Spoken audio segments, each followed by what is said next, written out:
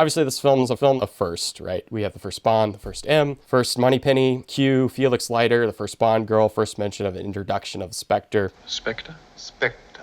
Special Executive for Counterintelligence, Terrorism, Revenge, Extortion. Which will turn into the next couple of films. The first Bond setting traps scene, it's when Bond's, taking hairs out of his head and putting it on doors and making sure that people haven't spied in his hotel room, which you'll see that scene again in other films. The first chase sequence, first casino scene, first villain's lair. So there's a lot of hallmarks to the franchise as a whole. This film had a budget of $1.1 million. $1 million, Mr. Bond.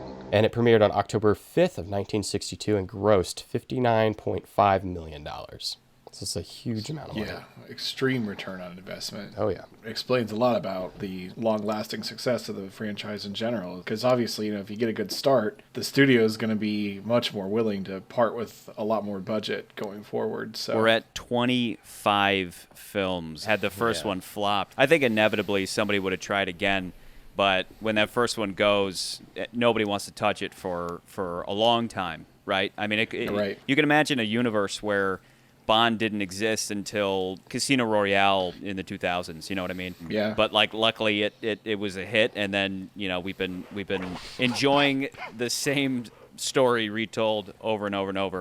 To us, it's so classic. It's crazy all the amount of different things that come from that, like McCurdy was bringing up. Like the famous gun barrel scene, the beginning, how that becomes a staple to Bonds, all the cars, all the different kind of women he meets. But at the time, to do all that in the first movie. To have the perfect prototype that you can then replicate indefinitely. Yes. And to do it all, I mean, other than...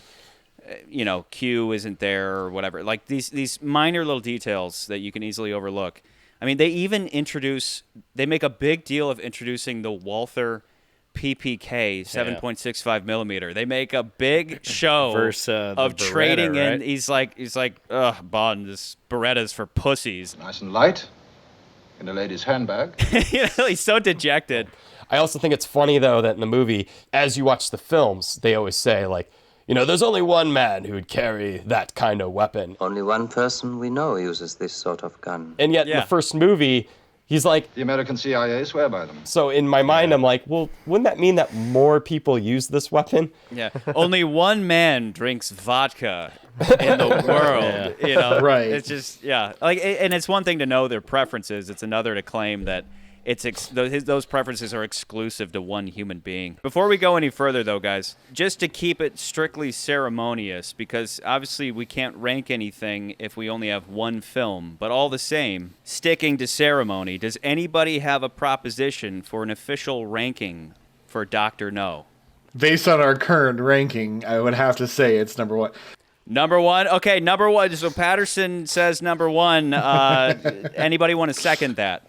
I it's second the best current Bond film. Seconded. Okay, cool. Out of what we've reviewed, Dr. it is No the best. has been officially put on the list as the number one Bond film out of one film.